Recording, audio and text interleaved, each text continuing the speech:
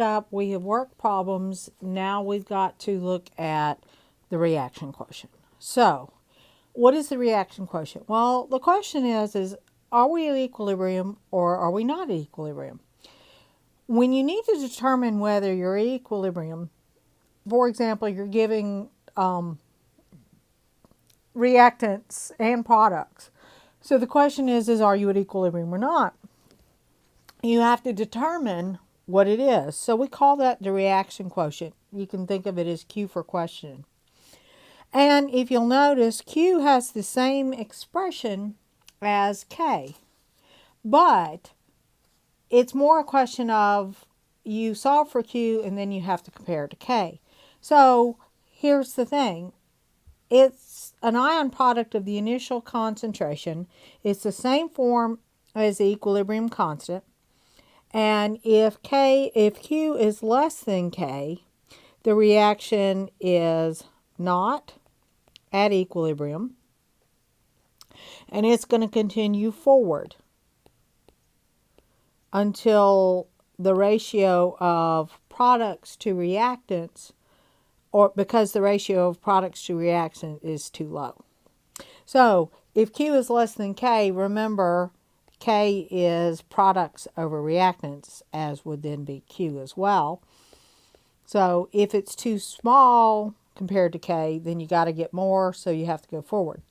If Q is greater than K, then it's past. So this would be before equilibrium. So it's going to continue in reverse because the ratio of products to reactants is too high. So you got to reverse it. If Q is equal to K, then it is at equilibrium, and it continues both directions because we've achieved equilibrium. So basically all Q is where are we now? Now, for those of you who are visual, if Q is equal to K, they're the same. If Q is less than K, then you need to produce more product. If Q is greater than K, you have too much product, you need to produce more reactant. So, if you're visual, this may work better for you, so let's work a Q problem. Now, the other thing with Q, and let me go back to here real quick. With Q, no ICE table. And this is critical. So if you're asking a Q problem, there's no ICE. Okay?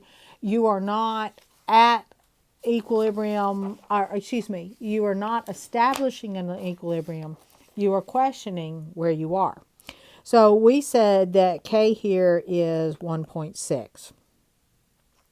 Calculate the direction of the equilibrium shift when 1.8 liters of the different ones are combined.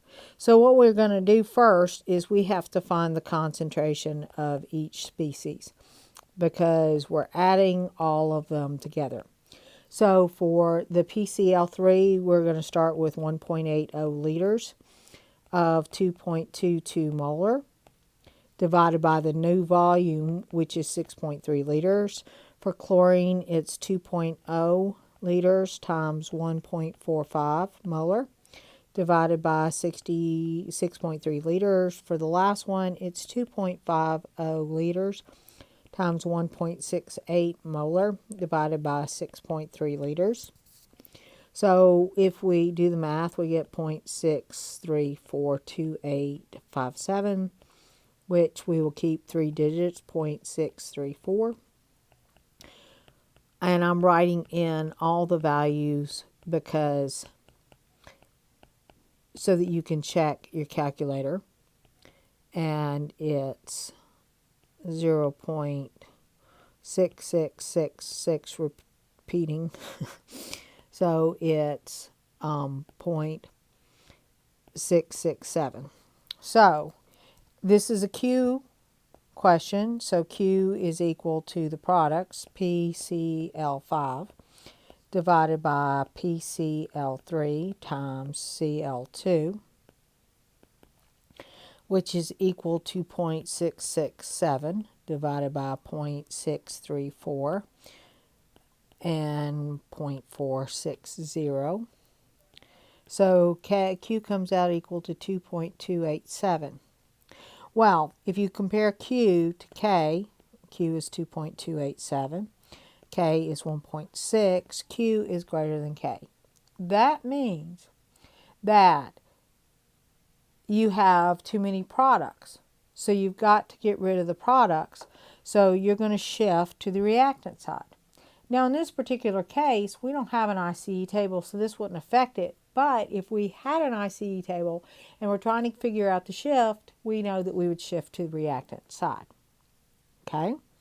Next problem. A researcher studies an industrial process. We're going to place sulfonyl chloride in a 100 reactor, etc. Okay, so I can't see my equation here, so I'm going to go ahead and rewrite it because I know at some point in time I will need it.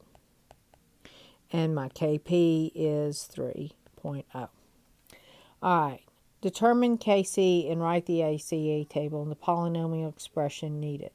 All right, so first and foremost, we've got a 100 ml reactor. So we've got 2.0 moles of sulfur dioxide. So 2 divided by 100 would be, let me check my math here. That would be, make sure I got it in the right place, 0.02. This is 1 mole of chlorine, so it's 0.01.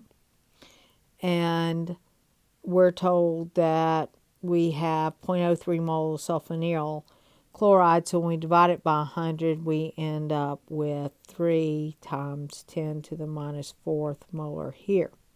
So we've got our 3 molarities, and so we're set up there. So we have several things we've got to do. First off, we have to determine Kc. So remember, Kp is equal to Kc times RT delta N. Well, our delta N is equal to 2 minus 1, which is 1.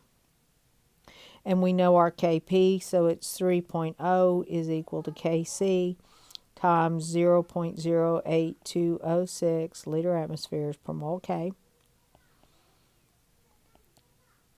times our temperature, and it has to be in Kelvin. So we get 446.15 K, 446.15 K, all raised to the first power. So we end up with 3.0 is equal to Kc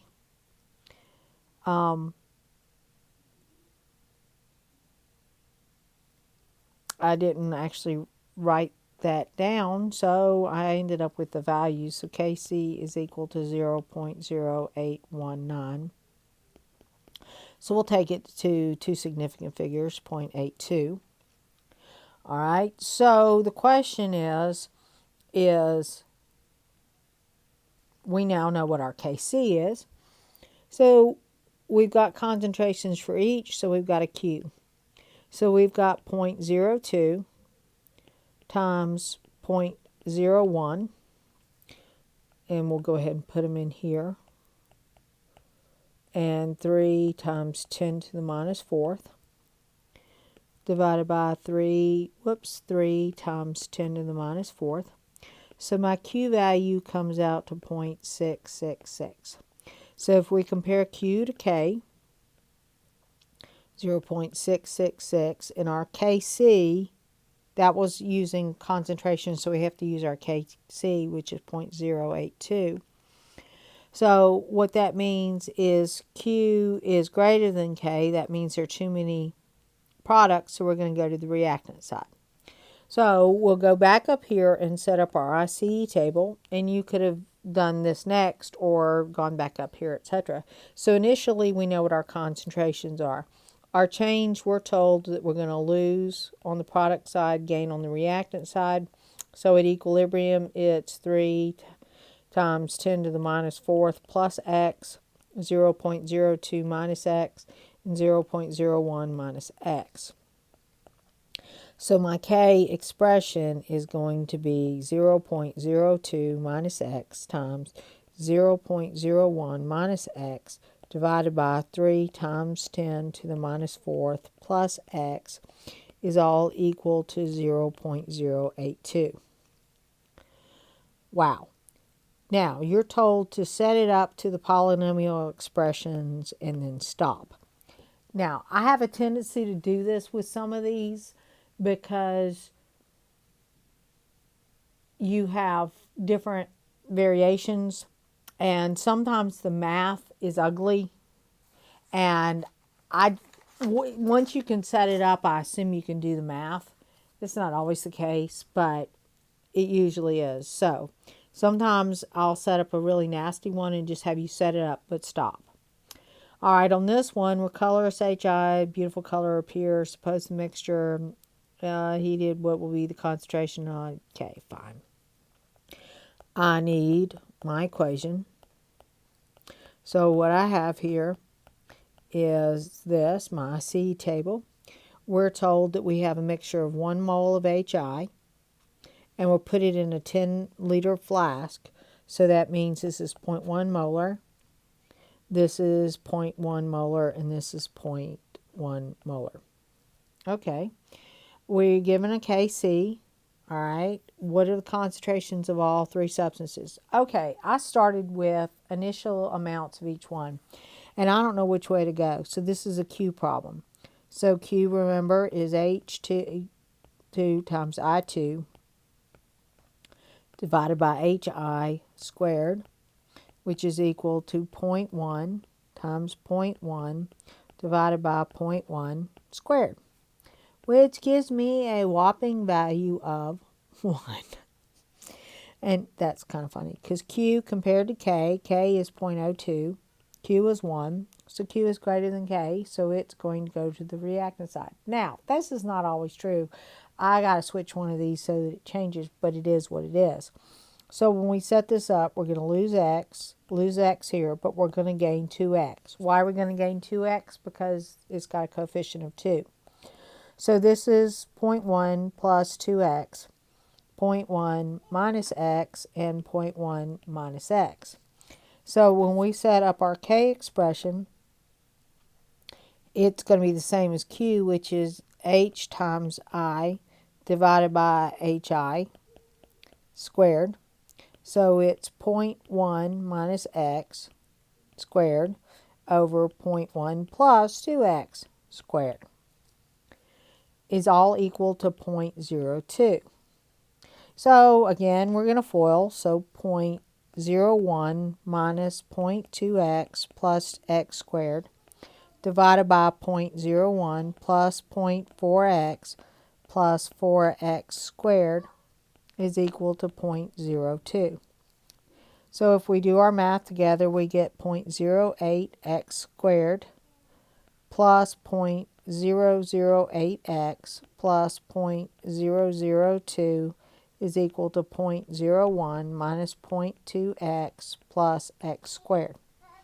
So we're going to keep going with that. So we end up with 0.92x squared minus 0.208x plus 0.1298 is equal to 0. Wow. So x is going to be equal to 0.159159 and 0.0669278, which we'll keep with 0.067.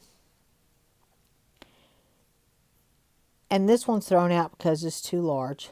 So we'll keep it there. So the final question, and I'm running out of room here on this page, is what is the concentrations of all species present? So HI will be 0.1 plus 2 times 0.067, which is equal to 0.23386 when we're done. H2 is going to equal to I2, which is equal to 0.1 minus x, which the x is 0.067, which is equal to 0.03307. Now, once we are done, we've got all our values, we could plug them back in and they should give us a K value very similar. Okay.